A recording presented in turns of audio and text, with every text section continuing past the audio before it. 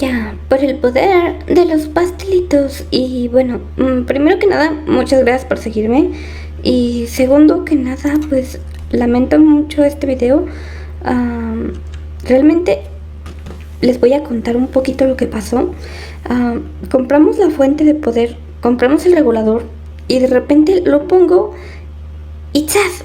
Huele a quemado y la tarjeta de video sale como un olor horrible.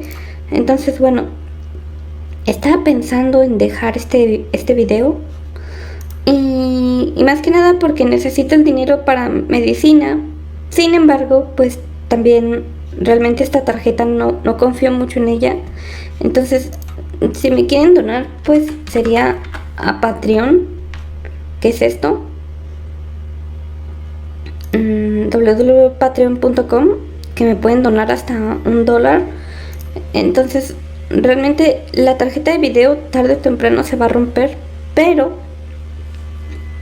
realmente el video lo iba a utilizar para moverme a otra ciudad. Entonces quería ser sincera con ustedes y decirles para qué quería usar el dinero. Entonces bueno, este video lo voy a poner en privado porque pues mi computadora más o menos se arregló y no quiero que se sientan mal.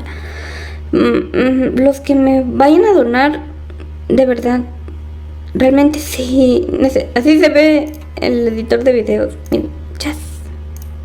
Entonces, los que me quieran donar, de verdad, dónenme en Patreon.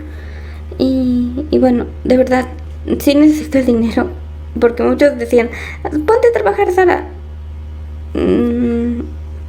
No puedo trabajar si estoy enferma. Y bueno, tampoco puedo mucho trabajar en esta ciudad porque realmente no me dan muchos empleos. Y los que me dan no son cosas que pueda realizar estando enferma. Entonces bueno,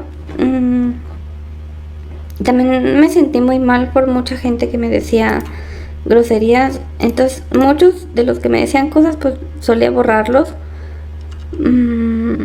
No le den nada a este maldito holgazán de mierda.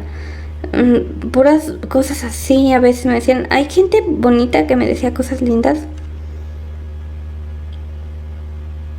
Entonces bueno, les agradezco a todos. Mi computadora logré arreglarla de alguna forma. Prende pero luego se apaga, pero creo que con esto puedo mantenerme hasta yo sé cuándo. Entonces espero no haber hecho sentir mal a nadie y espero que me donen en Patreon.